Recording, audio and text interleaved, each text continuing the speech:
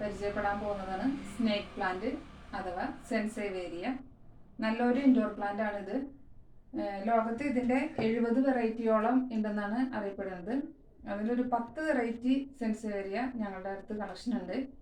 അതിനെക്കുറിച്ച് ഒന്ന് നമുക്ക് പരിചയപ്പെടാം. ഈ സ്നേക്ക് പ്ലാന്റ് നല്ലൊരു ഇൻഡോർ പ്ലാന്റ് ആണ്. ഇതിൻ്റെ പ്രത്യേകത എന്താണെന്ന് വെച്ചാൽ രാത്രിയിൽ ഓക്സിജൻ പുറത്തു വിടും. അതുകൊണ്ട് തന്നെ ഇത് റൂമിനകത്തൊക്കെയുള്ള എയർ നല്ല പ്യൂരിഫൈ ചെയ്യും. അതുകൊണ്ടാണ് ഇത് ഇൻഡോർ പ്ലാന്റ് ആയിട്ട് ഏറ്റവും കൂടുതൽ പോകുന്നത്.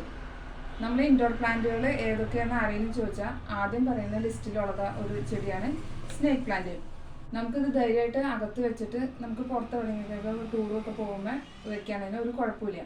കാരണം ഇത് കുറേ നാൾ വെള്ളം ഒഴിച്ചില്ലെങ്കിലും യാതൊരു ഡാമേജും ഇല്ലാതെ ഈ ചെടി മെയിൻറ്റെയിൻ ചെയ്ത് നിൽക്കും.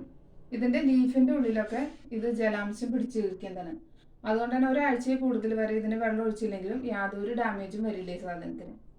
അതുപോലെ വളപ്രയോഗം എന്ന് പറയാനും കാര്യമായിട്ട് വളമൊന്നും വേണമെന്നില്ല. ഇതിന് മെയിൻ്റനൻസ് വളരെ കുറവുള്ള ഒരു ഇനത്തിൽ പെട്ടതാണ് സ്നേക്ക് പ്ലാന്റ്. സ്നേക്ക് പ്ലാന്റ് പല ടൈപ്പ് ഉണ്ട്. മിനിയേച്ചറുണ്ട്, നല്ലോണം ഹൈറ്റ് വെക്കുന്നതുണ്ട്, മീഡിയം ഹൈറ്റിൽ വളരുന്നതും ഉണ്ട്. മിനിയേച്ചർ ടൈപ്പൊക്കെയാണ് ഈ ഇനങ്ങൾ. ഇതൊക്കെ നമുക്ക് ടേബിൾമേം ടീപ്പോയുമൊക്കെ ഇങ്ങനെ വെച്ച് തന്നാൽ ഈ വൈറ്റ് ചട്ടിയിലാക്കി ഇറക്കി വെച്ച് തന്നാൽ നല്ല ഭംഗിയായിട്ടിരിക്കും. കാര്യമായിട്ട് ഹൈറ്റ് വെക്കില്ല, പൊക്കം കുറവിലേ ഇരിക്കുള്ളൂ. കടയ്ക്ക് ഇഷ്ടംപോലെ തൈകൾ വന്നുകൊണ്ടിരിക്കും. വിലയും സാധാരണ കുറവാണ് ഈ ഇനത്തിനൊക്കെ.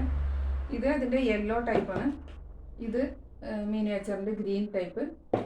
പിന്നെ ഉള്ളത് സിൽവർ ടൈപ്പ് ഉണ്ട്. ഇതിൻ്റെ ലീഫിനൊക്കെ ഒരു വൈറ്റിഷ് ആയിരിക്കും കളർ വരാം. അതുകൊണ്ടാണ് ഇതിൻ്റെ സിൽവർ ടൈപ്പ് എന്ന് നമ്മൾ പറയാം. പിന്നെ ഉള്ള ഒരു വെറൈറ്റിയാണ് ബ്ലാക്ക്. സ്നേക്ക് പ്ലാന്റിൻ്റെ ബ്ലാക്ക് ഇപ്പം ഇറങ്ങി തുടങ്ങിയിട്ടുള്ളൂ. ഇത് ചെറുതായിട്ട് പൊക്കം വയ്ക്കും, മിനിയേച്ചറും അല്ല, എന്നാൽ നല്ലോണം ഹൈറ്റിൽ പോവുകയില്ല. ഇത് വളരെ ചുരുക്കമാണ് തൈകൾ ഉണ്ടാവുന്നത്. ബ്ലാക്കൊക്കെ വളർച്ച വളരെ കുറവായിരിക്കും. പിന്നെ അതുപോലത്തെ തന്നെ വളർച്ച കുറവുള്ള ഒരു ഇനമാണ് ഈ ടൈപ്പും. ഇതിൻ്റെ ലീഫിന് വീതി കൂടുതലായിരിക്കും. ഇത് തൈ ഉണ്ടാവാൻ ഒരുപാട് നാൾ താമസം എടുക്കും. വളർച്ച ഭയങ്കര സ്ലോ ആണ്. പൊക്കവും കാര്യമായിട്ട് വെക്കില്ല. നമുക്ക് അകത്തൊക്കെ വെക്കാൻ നല്ല ഭംഗിയുള്ള ചെടിയാണ്.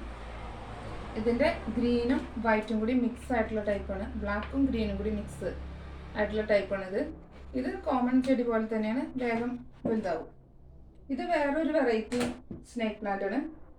ഇതും അകത്തേക്ക് വെക്കാം, പക്ഷെ ഇതിന് സ്പേസ് കൂടുതൽ വേണം. അതുകൊണ്ട് തന്നെ കാര്യമായിട്ട് ഇൻഡോറായിട്ട് ആരും അങ്ങനെ കൊണ്ടുപോകാറില്ല.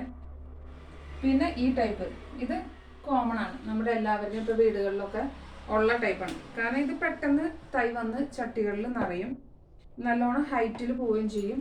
പെട്ടെന്ന് തൈ വെച്ച് വന്ന് നട്ടേക്കണ ചട്ടി നിറച്ച് തൈകളായി വരുന്ന ഒരു ടൈപ്പാണ് ഇത് അതുപോലെ തന്നെയുള്ള ഒരു സാധാരണ ടൈപ്പ് സ്നേക്ക് പ്ലാന്റ് ആണ്. ഇതിൻ്റെ യെല്ലോ അല്ല, ഫുൾ ഗ്രീൻ ആയിരിക്കും ഉണ്ടാവുക. ഗ്രീനും വൈറ്റും കൂടി ചേർന്നിട്ടുള്ള തന്നെ ഉണ്ടാവാം. തൈകൾ നിറച്ച് തൈ വരും. നമ്മൾ നട്ടേക്കണ ചട്ടി നിറച്ച് തിങ്ങി പെട്ടെന്ന് തൈ വന്ന് നിറയുന്ന ടൈപ്പാണിത്.